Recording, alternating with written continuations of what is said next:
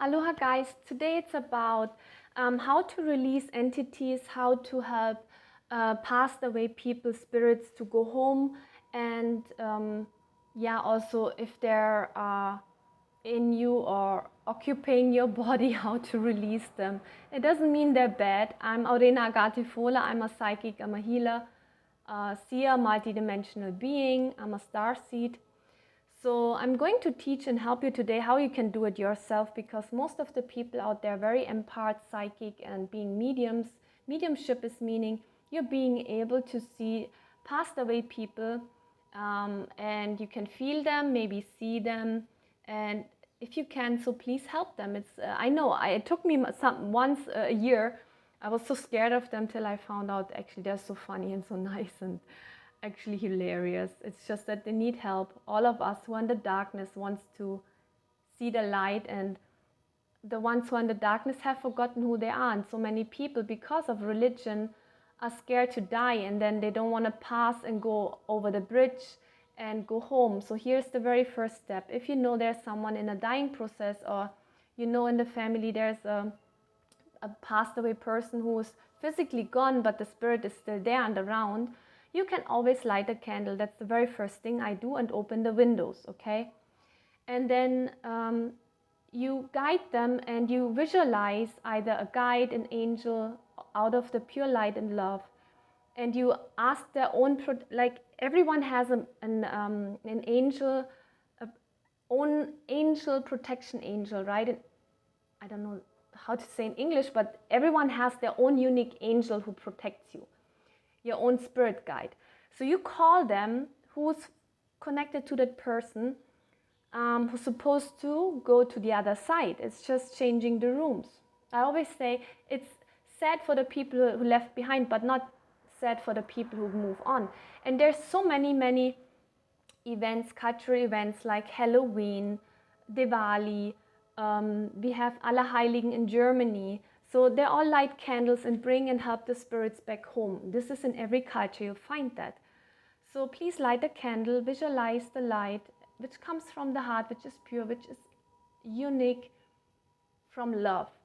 So you tell them, you visualize a bridge or tubes which are, they can either go into that tube, into that channel and go up, or they can walk over the bridge, they can cross the bridge. So this is something you can do. And no, if people are in a dying process, they don't eat, they don't drink, and that's normal. They're not suffering, they're not suffocating, because the soul left already the body. I can see when someone is about to die, because the energy becomes, their body becomes so beautiful, pale like a pearl, and their nose, they have this triangle. This is very typical when the nose gets very pointy, and then they have this triangle. This is very typical for people who are going to leave soon. You don't touch them, you don't massage them. You can maybe put the hand here on the shoulder, that's it, because they're ready to leave.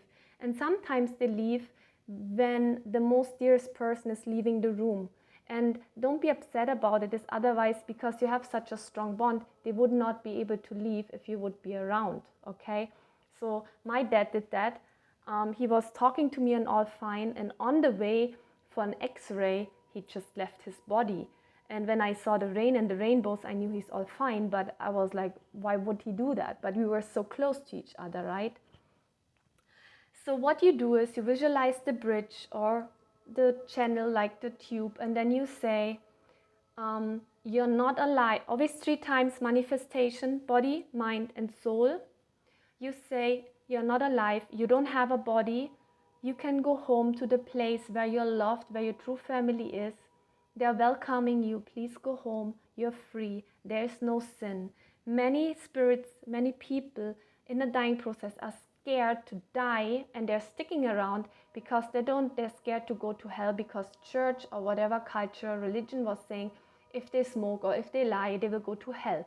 So that's why they're sticking around, because they're so frightened that they might not go to heaven. But it's not up to us to decide, right? All we know is everyone has the right to go home, even if it's a murderer. Everyone has the right to go home, because it's not to us up to us to do justice. Let them updo it. There are angels, they will all looking after that, because for action comes a reaction, and let them face that, okay? So then when you have done that and you feel you have an entity or angel spirit in your, not an angel, a fake angel in your body, you can say, my body belongs to me. My body is mine. You have to leave now.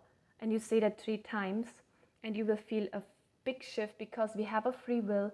We have our own truth, and they have to always obey. That's the first law of nature. They have to obey to our free will. No spirit, no entity can harm us. Never ever. Only if we give them permission.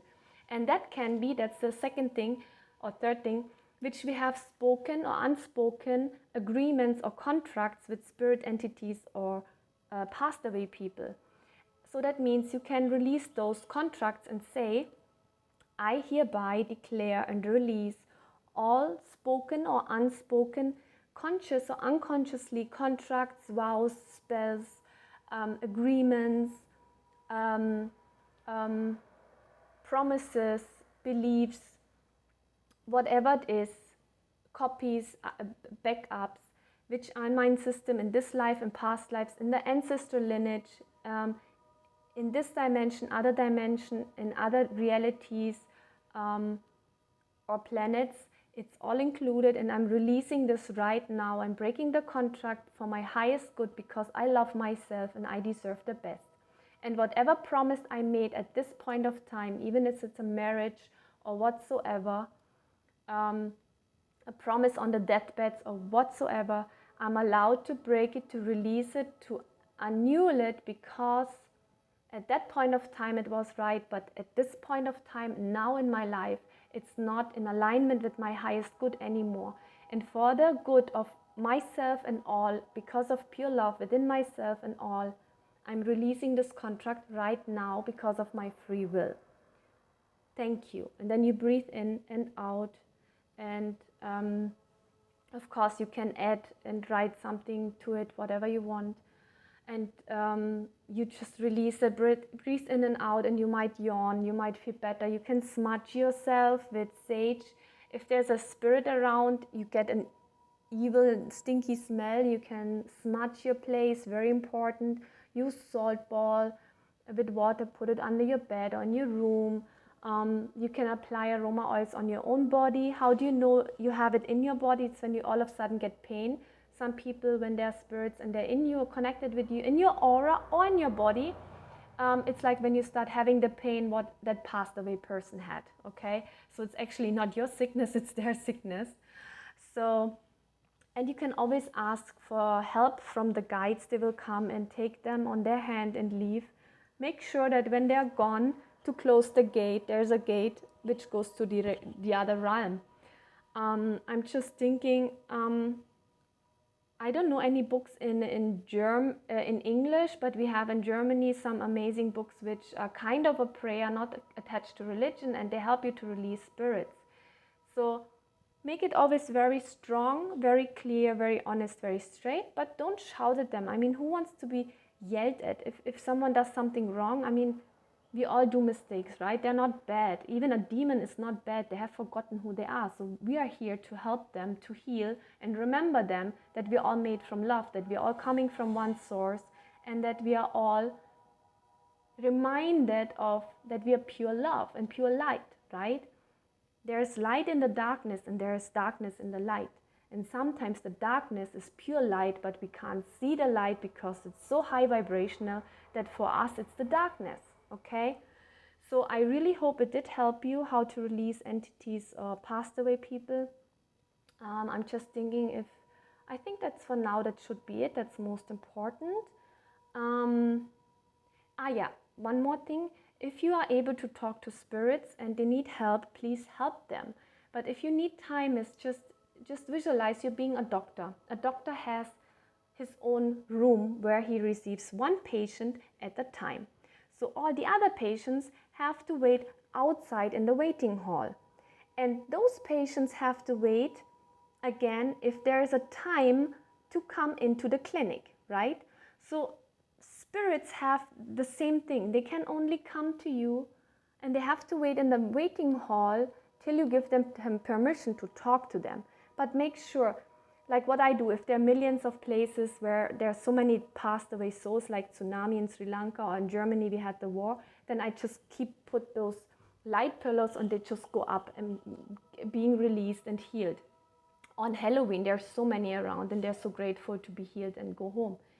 But if one comes to you for message, then please receive the message and give it to someone, maybe if you have a client or whatsoever, and give that message to the person. I was once having a breakfast with friends and there was a man sitting, and I didn't know his son had done suicide on himself, and this man was so miserable and bitter and just unbelievable, just bitter and mean. And then when I went to the bathroom, I had to pee, right? And this boy came and he made me laugh and he was so funny, and I just, what the heck? And then I went back to this father and I said, why are you being so mean and so bitter and trying to go to court and do all this? Your son used to be such a kind, loving person and so much fun. And he looked at me and said, yeah, true. How do you know? I said, yeah, because he was talking to me and he's so funny. And he left and he did suicide because he wanted to bring healing to you, to your family, that you should be happy in life and not be miserable and bitter.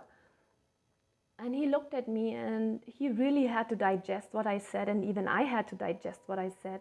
But that's another point which is so important to know, that if someone did suicide in the family, it's not a punishment and it's not I don't know what to say. It can be a blessing, because some people's mission is to do that. It's their own choice, but not for you to think it's a sin and that your family is cursed. Don't ever think that, because when someone does suicide in a family, it brings a lot of healing back to the family. And every time, and I promise, I have done palliative care for 3 years on a charity base. I have been there when people passed away. I did it with my foster dad and I did it with my own dad, okay? So they will always leave a unique, amazing gift behind, which can be a talent, a gift, a present, happiness, family reunion, but you need to be open for it. And it's good to grieve and be sad, but not forever, okay? If you're still sad after so many years, you better make sure that you're releasing that person, because they need to get back home. And you make sure that you tell them you're fine and that you can look after yourself, because sometimes they stay back making sure that you're okay, but it's not helping them, because they need to back home and be angels and go to the next life, and you need to step in your own food and be happy and live your life, okay? And you can do it. All right, I love you guys, and if you have any question, thank you for liking my videos, thank you for subscribing, thank you for booking sessions with me. And I'm always happy to help you, to help yourself, so that you can help others. Bye, aloha.